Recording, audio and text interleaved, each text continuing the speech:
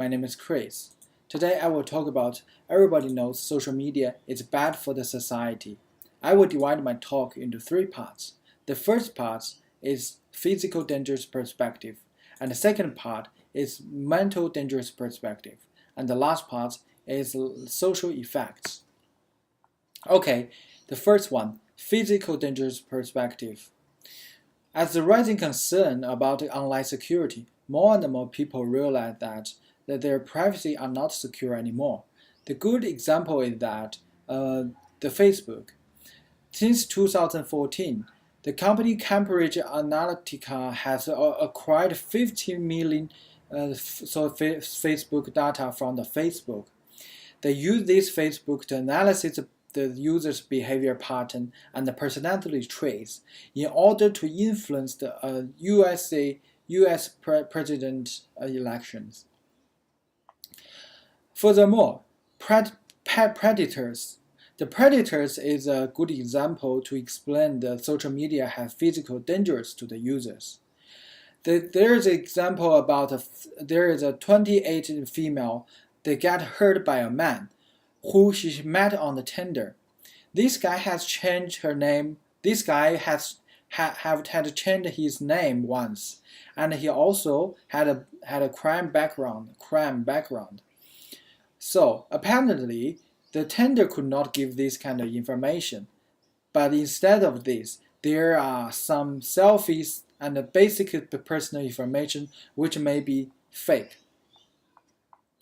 The second part I want to talk about is mental effect. A 2016 study suggests that the viewing others people will lower self-esteem about the users because users compare themselves to these photos of people who looking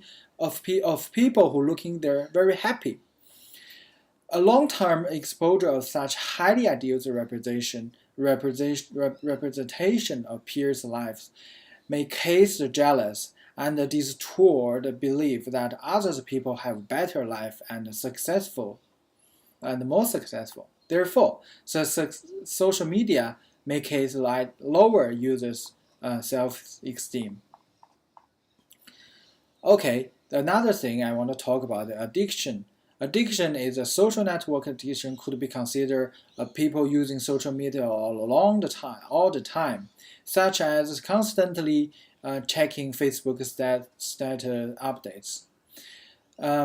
Research shows that a long-term immerse in this kind of things would make people more influenced, make people lose enthusiasm about the social network, and also could display the face-to-face conversation, and the result of this, it would cause loneliness and may increase perceived social isolation.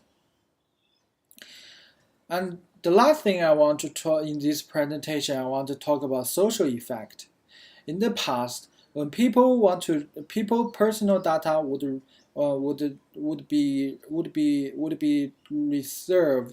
be saved in our memory or the physical objects. When people inquire for it, they will need to ask us for the informations.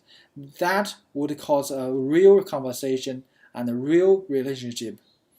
But right now, recently, more teenagers are using social media, replacing the real face-to-face conversation. This could be a disconnection with the real social, and this harmful, and also this are harmful the interpersonal skills, because when teenagers texting to each other, they only use the keyboards to text the simple to the others. Lots of LOL, lots of laugh, and WTF, where's the food? And when you facing to each other, you always talking about like facial expression and eye contact and tone of voice and your gestures, postures, everything such like that. Which these things which are most social media is lacking. If social media could not give people more and more face-to-face time, our new generation would be very service level to expressing to the world. If social media replacing time for the face-to-face, that would be a big problem. Okay, that's all the presentation for today. Thank you very much.